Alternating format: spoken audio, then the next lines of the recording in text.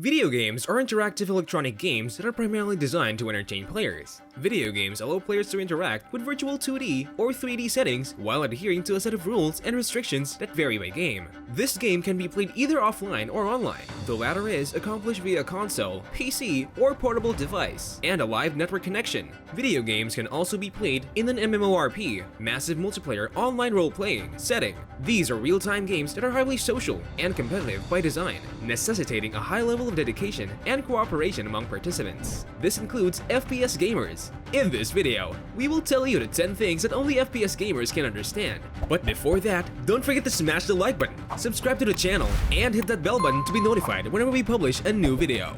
A first-person shooter, or FPS, is an action video game in which the player controls a protagonist. FPS games usually track the player's movements and show what a real person sees and does in the game. In a first-person shooter, the protagonist's arms are typically seen at the bottom of the screen, carrying whatever weapon is available. The gamer is expected to use the game controller to move his avatar through the game by moving it forward, backward, sideways, and so on. The avatar moves ahead through the surroundings when the controller moves forward, usually with a slight left-right rocking motion to properly replicate human gait.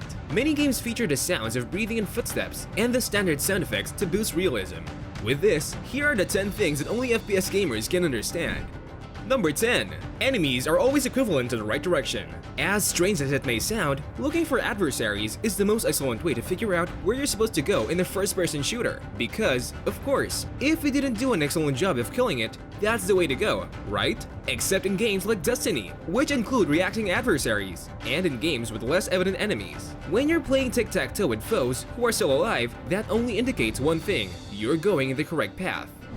Number 9. Latency and hit registration are very essential. After all, those of us who play Overwatch's competitive mode is aware of latency's importance. For a dedicated multiplayer shooter player, latency, hit registration, and consistent frame rates are critical. A few milliseconds can differ between success and defeat, and poor hit registration can cause that. Not a kill, but a critical headshot. Number 8. Having quick scopes or no scopes at all. Picking up a sniper rifle, a fundamentally long-range weapon, and trying to zoom in to shoot someone rapidly is a component of an FPS that you're missing out on. However, this is quite impractical. Attempting to shoot someone without the scope is, without a doubt, absurd. We agree, but it's a lot of fun and a lot of satisfaction, especially when you get kills. Number 7. Reduce cover emphasis. It was just as crucial to get some cover as it was to mow down a slew of hellhounds. On the other hand, cover mechanisms haven't taken off in the genre, at least not to the extent they have in most third-person shooters. Maybe it's a smaller field of view, or it's just that third person is more practical. However, as games like Rainbow Six Siege have shown, having a cover feature may be effective in an FPS if done well. Number 6. Second-hand enemies. You've undoubtedly questioned why the adversaries in Destiny 2 Forsaken, or just about any game, are rehashed. A few extraordinary adversaries usually wind up as bosses, which makes sense given that all minor foes would be fodder.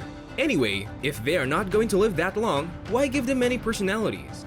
Number 5. All hail bows and gun archetypes. Bows have been on the verge of becoming the default weapon typology for years, but they can also be some of the best weapons, as seen by their ability to briefly see through walls or shoot electric bows, as well as their relatively high damage bows.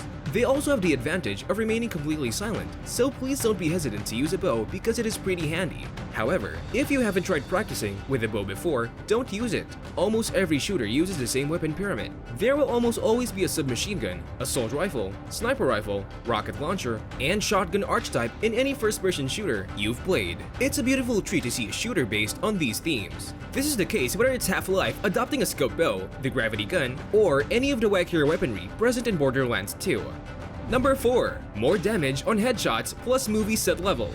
In first-person shooter, scoring headshots seem to be the best way to go, but the idea of them inflicting more damage can be a little ludicrous. Even if a bullet to the stomach does not kill the victim, they're not going back up very soon. You can bet. Take a look at this though. Several enemies wear body armor. In Rainbow Six Siege, the head appears to be the most vulnerable area to aim for. Games like Titanfall 2 require players to parkour through massively epic architecture to progress. Then there are games like Destiny or even previous Call of Duty installments, in which levels are a little more than gorgeous movie sets with tidy backgrounds and limited interactivity.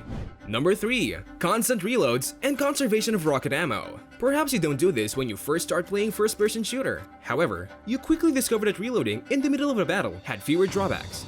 As a result, you're continually reloading as time passes. Reload after firing one bullet, reload after killing one enemy. Again, it appears crazy, but it's a beautiful thing. You must save your life, not going to waste any rocket fuel. It's odd enough that in many FPS games, the player can carry multiple weapons, let alone a rocket launcher and a shotgun at the same time. And knowing the optimal usage for each weapon is crucial when putting up an all-out assault. You commonly use a weapon when playing Fodder and Destiny, Borderlands, or Doom. The heavier weapons, such as the Sleeper Simulant or BFG, are only used against huge opponents or to clear a room in an emergency.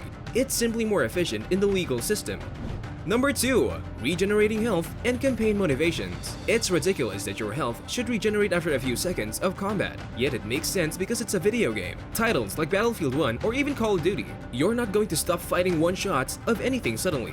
Instead, you're going to rip something apart with a glory kill for health and doom, or rip something apart with a glory kill for health and destruction. Or now the bullet out of your shoulder, Far Cry, and keep going because, of course, you would. Let's face it, you either want to play a shooter for the plot or the achievements and trophies. Perhaps the multiplayer servers are down, and you're stuck. Let's not kid ourselves, even in a game like Borderlands, the story isn't nearly as vital as the loot. Number 1. Only one way and the key to killing. We're not criticizing the speedrunners who snatch prey in a matter of minutes. Although the current record stands, there is usually just one correct path to take in first-person shooters. The list continues on and on. Half-Life, Titanfall 2, Wolfenstein 1 and 2, and so on. There are numerous approaches to achieving a goal, or, at the very least, broadening one's horizons. When keys are introduced to the mix, an offshoot of the enemies suggests the right direction approach. If the road forward has been effectively cut, and you've looked everywhere for a solution, the next best thing is to kill everyone. Both enemies heading in the correct direction and foes heading in the wrong direction. One of them must possess a key or the magical death breath required to open the door. Using this button on non-hostile NPCs is probably not a good idea, but hey, it's worth a shot. What are your reaction to these 10 things that only FPS gamers can understand? Have you tried playing some of these games? If so, do you agree that these things are only jargons or terminologies that only you can understand? And also, what are your thoughts on this video? Feel free to drop your reviews and responses in the comment section below. And before leaving, don't forget to like, subscribe, and hit the bell button for notifications on our future content. See you in the next video!